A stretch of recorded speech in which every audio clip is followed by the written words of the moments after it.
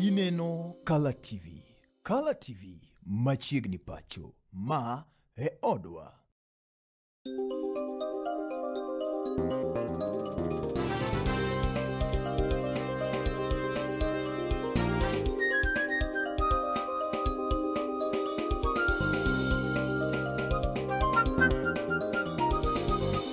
Ineno Color TV.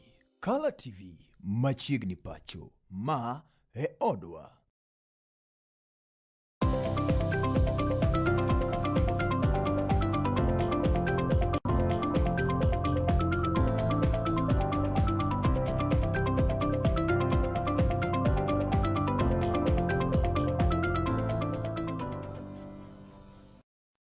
Ageno ni odiochiengi matarika auchiel donedo marang'wen higa mar 2020 kod auchiel dhi kod donedo mano makare. Arwakni machiegni wechendi mano mar Machiegni Pacho. Kumokelo wechegi kumanyien matuch koni koda kocha.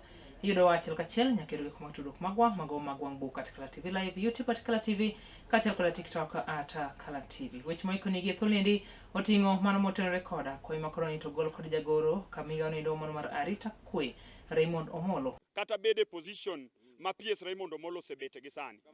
Kendo jomoko wacho ni joluo moko ema dhiro matek mondo gole. Adwa na wachi kan Kisumo ka. Ni bede kom mar Raymond Omolo mosebede ko chung ne weche mag arita kwe. Ose transform the security sector. Ose konyo e weche mag chife. Ose konyo e weche mag pogo gwenge. Kendo kelo development machiegni ne jopiny. Kendo kelo services machiegni ne jopiny. Ose chung kod mond liete. Ose chung kod nyithi kiye. Ose konyo jo Kenya e yore mopogore opogore. Omiyo wawacho Raymond Omolo nyaka miye tich mayot mondo mi oti.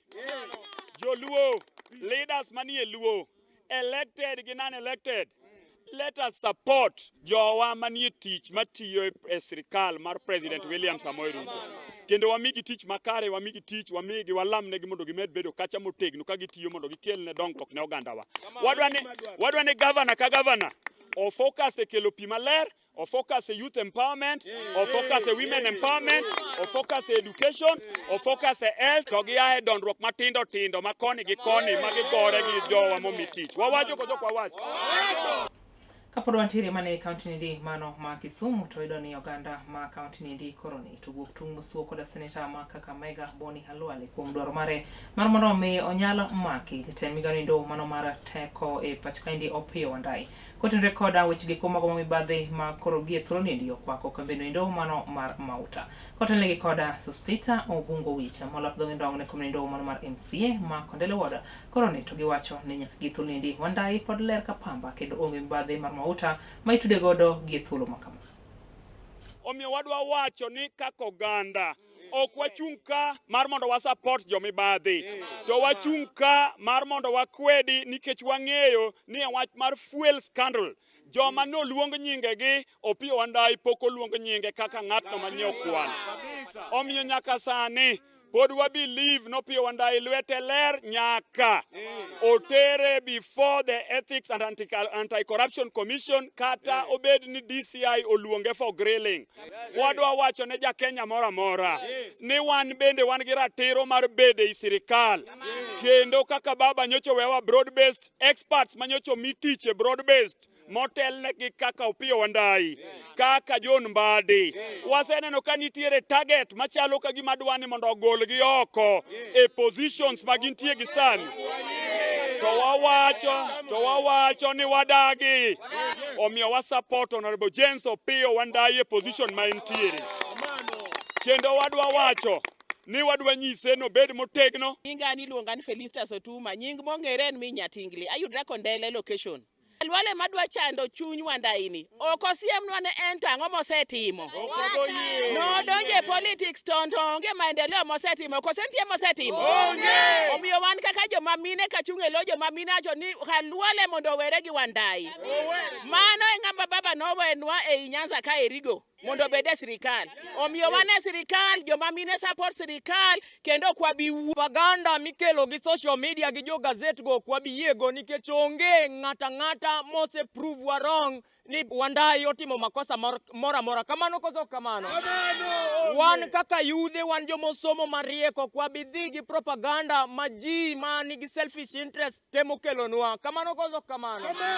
Wandai wadhi chung kodi gi ng'ata mane babo we broad based government kendo wawacho ni onge ng'ata madhi wuoyo nyingi marach kapod wangima. Jodak e kaunti ma Garissa koro ni to jiw mondo mi onyal wuok oko ne chenro mano mar ndikruok ne opande kaachiel koda kaka joling'o ombulu motelo ne yonendo mar 2027 katenegi koda Adena Duale ma injete miganendo mano mar thieth e pacho kaendi koro ni to kwayo ganda makono mondo mi onyal wuok oko karomgi ka bende negi kwayo mondo mi jogo mane ochwalo kwayo margi mar opande onyal chopo e apise go mago mag county commissioner makono mar kawo opande go iko. I want to urge all Kenyans to go out and register en masse. It's about the future and the democracy of our country. So I really want to urge in all regions, and this Tukokadi, it is across all political parties, across all regions. Nobody should use it for his own political, ethnic advantage. But I think every Kenyan must go and register as a voter. It is for the future of our country and it's for democracy.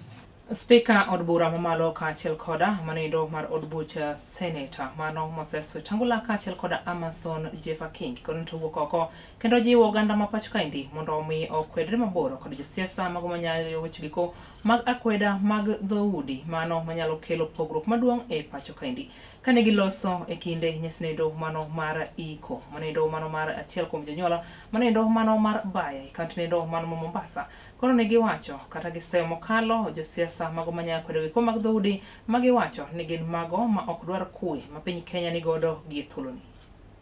Na Rais wetu William Ruto kuendelea kueneza injili ya umoja, kuchapa kazi na kupanda merekebu ya kuelekea Singapore. Na Singapore wasio ate Mung'ara atapanda ndege aende Singapore. Tukitengeneza barabara mzuri, hiyo ni Singapore. Tukiwa matibabu mzuri, hiyo ni Singapore. Wananchi wakipata maji, hiyo ni Singapore. Tukiwa na upendo kati yetu, maendeleo yakipatikana, hiyo ndio Singapore yetu. Kwa hivyo mimi nawaomba tupendane, tushirikiane, tujenge nchi yetu. Rome was not built in a day, but the Romans were there to build it. Kenyans must stand together as one to hold our country together, to build our country to where we want it to be. Tunaona hata huko kwetu kesho tunaenda kumpumzisha ndugu yetu na rafiki yetu mheshimiwa wa Karao, lakini naona wanasiasa wengine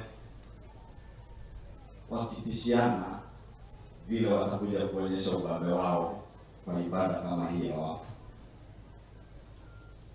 Na sio tu upotovu wa nidhamu, ni kukosea familia heshima, kukosea yule aliyetuacha heshima, na hata kumkosea Mwenyezi Mungu heshima. Mzee mmoja alituambia, aliyekuwa akifanya kazi na mzee Atuli, siasa mbaya maisha mbaya, siasa nzuri maisha mazuri. Na lipi linatupinga sisi kuweza kushikana na kusema ajenda ya rais wa Kenya ni hii, tunakubaliana nao sote? Tumefika hadi sasa hivi, na tena tujilaumu mwenyewe, tumefika hadi sasa hivi tunamwacha rais anapigana hivi vita. Waswahili wanasema ya kwa kizuri kinajiuza, kibaya kinajitembeza. Wale ambao kwamba wanafaa kukiuza kile kizuri, sisi tunakaa wenyewe kwa wenyewe tunapigana matope. Jatelo manoendo Matiu Machiegni koda jatend piny William Ruto koroni to wuok oko kendo seyo mokalo mane en jatend piny machon Uhuru Kenyatta ka gitude koda wechgiko mag akweda mag dhoudi kaachiel koda pogo oganda ma pacho kaendi kane giloso e kinde nyasnindo mano mar kopo e parnindo mar yweyo mogika manindo mano mar Mama Dorothy Baya ma en min Owen Baya gwenge kumago mag Kilifi North koroni to giseyo kendo gikwayo Uhuru Kenyatta mondo mi onyal dhiero taya kod kwe kendo were koda wechgiko mago mag siasa ma pacho. Askofu, nakuomba tu kitu kimoja, wale wa kabila pia wakifika kwa mkutano wako usisizie na hata usiwapatie nafasi, maana wao wanachochea Wakenya kwa njia ambayo si nzuri. Huwezi kuwa kiongozi umestaafu unahubiri ukabila. Huwezi kukaa kwa madhabahu kama hii unahubiri ukabila. Ndio unaona tunasema hata kiongozi wa taifa anaweza kutoka sehemu ya pwani kama Wakenya wengine wamejiuza vizuri. Lakini nilikuwa namwambia huyo gavana wa Mombasa, sisi wanasiasa wanaume wa kisasa, kama ingelikuwa hii ndio tabia yetu, hatungelioa wanawake kwa sababu hatuna lugha ya kuzungumzia watu. Nchi yetu hivi sasa iko tayari kuingia ulimwengu wa kwanza kutoka ulimwengu wa tatu. Tunawaomba tu Wakenya wengine wote wapuuzilie mbali matamshi ya kuwagawa Wakenya, wapuuzilie mbali matamshi ya kugawa Wakenya kwa misingi ya kabila. Tuko na karibu mwaka tufanye kura, hatujawaelewa viongozi wa upinzani wanataka kufanya nini. Hawana mpango, hawana sera. Sera yao kubwa ni yale yanayofanywa na rais, wao waende kuyachafua. Sisi wananchi wa Kenya tusikubali viongozi kama hawa. Na pia tunapoendelea mbele, ni muhimu tuheshimu kustaafu. Wakati umestaafu, jukumu yako ni kushika mkono wale wanaokuja. Sio wewe unakuwa sasa ndio bingwa wa uchochezi. Hiyo haitawezekana katika nchi yetu. Kwa hivyo mimi nataka kuongeza hilo, lakini pia zaidi, hapa pwani hakuna sehemu ambayo imeachwa nyuma na serikali ya Daktari. Nyerere ena par kod adek mosekalo bang' sa achiel manido mar midhiambo. Ina mondo miya kaw thuolo machok mar yweyo bang' to dok weche moko mathoth mapod waikoni e telende mano mar Machiegni Pacho. Par ni intiere koda thuolo mar cholo ote magi achiel kachiel kokalo kuom tudruok magwa mag mbui manido mar wang' buka at Kala TV Live, YouTube at Kala TV, kaachiel koda TikTok at Kala TV. Kik idhi mabor.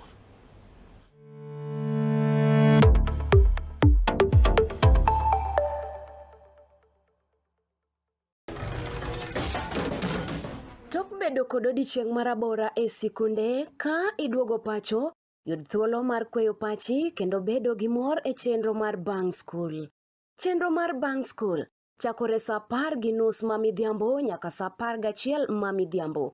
Kama inene katun mamori, ipuonjori weche mathoth, ibedo kod mor gi nyiero motimo Cathedral. Kik bai, Bang School, chenro manigi mor lilo ne nyithindo duto. Kala TV, Machiegni Pacho, ma e odwa.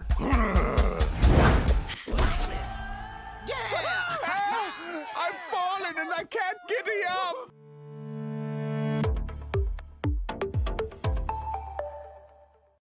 Be in jalno mamanyo gige gedo motegno, mabeyo, mabudho, kendo ma opodhi? Chom mana Gomikos Company Limited man kod mwandu mag gedo kama oting'o renge kaka Crown, Basco, Duracot kod Sadolin. Bende wan kod renge mag exterior kod interior makoth ok kethi, roof coatings kod wood finishes. Wanyalo kelo ni simiti modhuro kata mathoth ka idwaro. Masonry, reinforcement materials gi professional project support and consultancy. Wayudore opposite Regnal Petrol Nyamasaria, machiegni kod County Concrete. Tudri kodwa e namba simu magin 07 14 49 56 74 0714 495674 kata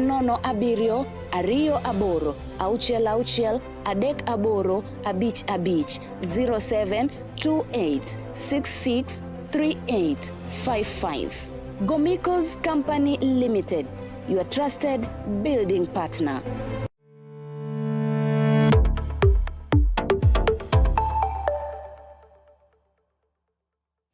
Machiegni kendo wadhi nyime ka chenro en maro machiegni pacho kamne wakil weche giko manyien matuch koni koda koja kakore ka iriwori koda wang' jowi nendo mano mar kala luongane Juliana Ouma kamende weche moko ma waikoni en mano ma otenore koda kata mane en jalup jatend piny Rigathi Gachagua koroni to wuok oko kendo seyo mokalo luoro nogo mano mar okwach kich ma owacho ni owek usone luoro moro amora. Gachagua mane loso kod jofwambo odiochieng' ma kaunendi wacho ni obokno endo mane ochwalne koda DCI en mano endo ma bende en temo mana uso ne luoro ka oyango ni kapok oda dhoge koda DCI to kwong ginon monde kuma ne Duale otere omenda endo mano mar SHA ma oyango ni gin milionde modhuro.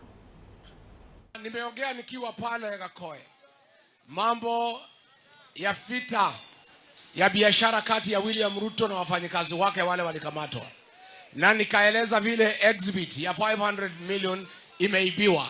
Sasa naona DCI wanaandika barua ati ya kutisha Rigiji. Wacha nikuambie DCI, siku Kasongo amenitoa kwa ofisi, watu wetu walinyamaza kwa sababu hawakuelewa, hawakuamini ya kwamba Ruto anaweza fanya kitu kama hiyo. Ilichukua watu wetu 2 weeks kukubali ya kwamba Ruto alihangaisha sisi. Lakini saa hii wewe kama unataka kuja shika mimi, shika Rigiji, alafu uone ile maneno itakuwa hapa.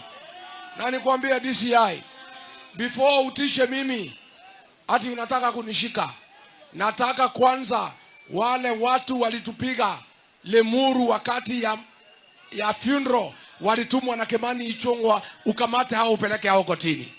Kabla hujauliza mimi swali yoyote, wale wakora walitupiga Mweki PCA Church, uwakamate uwapeleke kotini. Kabla hujauliza mimi chochote, wale wakora walitupiga PCA Kariobangi, uwakamate upeleke kotini. Kabla hujauliza mimi chochote, wale askari 12 walitupiga kanisani ya Wetima CACK, uwapeleke kotini. Kabla hujaniuliza chochote, pesa ya SHA imeibiwa na Adan Duale, umshike umpeleke kotini. Kama hujauliza mimi chochote, ukamata Kasongo kwa kuua watoto ya Gen Z, umpeleke kotini. Hiyo ndio kazi yako. Hapana tisha sisi. Sisi tuko na haki, freedom of expression, na mimi ni mtetezi wa Wakenya. Mkiiba pesa lazima nitatangaza nyinyi. Na bado sijatoa maneno. Mimi natayarisha maneno na nauliza Wakenya muendelee kuliletea. Wale officers ya DCI walinitafuta usiku kuniambia XBT imeibiwa, nataka niseme shukurani. Na tutaendelea kueleza ile maneno naendelea katika Jamhuri ya Kenya. Mkitaka kuja kushika sisi, mnajua pahali tunaishi. Mnajua Wamunyoro, mnajua Karen, mnajua anywhere where we are. Please come and take us to where you want to take us. Don't threaten us. Usitishe sisi. Wewe kama ungejua, uliza William Ruto kama Rigiji ni mtu ya kutishwa. Atakwambia mimi sinunui uoga na hakuna mtu yote anaweza kunizia uoga. Komachielo en ni jakom madul siasa mar ODM Gladys Nyasona Wanga koroni to wuok oko kendo biwo seyo mokalo ne mane en jatend piny Uhuru Kenyatta kotenore koda weche giko mago mag siayo kweda giko mago mag dhoudi e kinde giko ma en to nosetieko chenro mano iro mar tayo jo Kenya e thuolo mane en godo. Wanga ne owacho magi e kinde nyasnindo mano mar alam mane oyore kama bende ne okwayo ganda ma Pacho kaindi mondo mi din itgi kendo kik mithuolo josiasa mago manyaya kweda mag dhoudi e Pacho ka. We also want to say this clearly so that it is understood. The other day tumeona ndugu yetu mkubwa ambaye pia amekuwa rais wa Kenya, Mheshimiwa Uhuru Kenyatta. Amesema Wakenya walifanya makosa hii na makosa ile. Sawa tu. Mimi swali ambayo niko nayo, Mheshimiwa Uhuru, huyu President Ruto alikufanyanga makosa gani? Tueleze tu tuelewe. What is it that he did so wrong that you can never forgive him for? What is it? Sisi tulikuwa na wewe. Tumetembea tukaongoje uongozi. Jothuru Nuarito. Nuarito pala milu ngoni pala mimi yojikasarani cha. Nuarito ndi. Nuarito mwaneno minomolo kadently. That we had all the SG And we are not apologetic. We heard what the SD of UDA said. He was very clear and categorical that there's going to be no zoning and that they're going to have all candidates of UDA in all areas, even the strong areas of ODM. I want to say this. My people, we must come out strongly. And as ODM, we must defend our areas and our regions. And make sure that ODM is in every position as strong as we can be. And we are not going to sing songs of praise to anybody if they're not going to know that on that table, ODM nyaka very strong, to ODM nyaka. Jokanyo mag duond buch siasa mar UDA koro ni to wuok oko kendo dok ne sirikal ma pacho kaindi kotenore koda weche giko mag mibadhi ma imiene godo mago iko mago mag mo mabende ne omiyo oriembe tich kata jotij jodito giko mago mag EPRA adek koro ni to ne ogweyo tayo bang' kane osendhigi e thuolo mano mar ndalo ariyo ma okalo chien. Jodito giko mag UDA koro ni to wuok oko ka giwacho ni josiasa ma koro tiyo koda weche giko mag mibadhi mano mar mo ma pacho kaindi gin mana mago madwaro mondo mi ginyal yudo thuolo margi mar goyo siasa margi e kinde giko mag kwedo sirikal ma pacho ka. On behalf of the United Democratic Alliance, UDA, I wish to address a critical national security concern that has over the weekend been regrettably politicized callously and irresponsibly. In light of the evolving geopolitical developments across the globe, that is the Iran war, particularly in the Middle East, our beloved country, like many other states across the world, is confronting unprecedented economic and strategic vulnerabilities. Among these emerging risks is the stability, reliability, and security of our fuel supply chain, which remains a cornerstone of national stability, economic continuity, and public welfare. Instead of approaching this matter with the sobriety, patriotism, and unity it demands, certain political opportunists have chosen to exploit this grave situation, scavenging for political mileage and advancing narrow, myopic, and parochial interests at the expense of the national good. It is for this reason that the UDA finds it necessary to address the impeached former Deputy President, Rigathi Gachagua, otherwise known as Wamunyoro, and his surface-level economic expert, Kiharu MP Ndindi Nyoro. We urge the two shallow well talkers who have styled themselves as echo chambers enthusiasts to desist from acting at the behest of their Mombasa-based benefactor. On this critical national matter, this commentary has not only been given discordant, their commentary has not only been discordant. On this critical national matter, their commentary has not only been discordant, but also conspicuously superficial, betraying a troubling lack of intellectual depth and policy understanding. Ekinde niende ma oganda ne dhialo nyesnindo mano mar Pasaka e pacho kaindi jadubura ma kaunti ma Nairobi Esther Pasarisa koro ni ne owuok oko kendo kwa sirikal ma pacho kaindi mondo mi oyieo gerie udi kata delni ne nyithindo geko ma onge koda miechegi kabende oyango ni maindi biro konyo jogo eko man odaka e kuonde geko mag rito nyithindo kata orphanages mar neno ni gibedo koda ute geko makare kaachiel koda kuonde geko mag nindo ma owinjore. Magi ne owacho e kinde geko mane otimo limbe kar rito nyithindo mano mar Baby Blessing mayudore Buore, Nairobi. When we get to the orphanages, not only do we see an increasing number, even though we're trying to say, let's shut down orphanages, let's reintegrate with families, we have children that don't have families. And we have government institutions, social services, bringing in children almost every day. We've got children here that are 1 month, 2 months, and I'm sure even maybe this week they'll receive more children.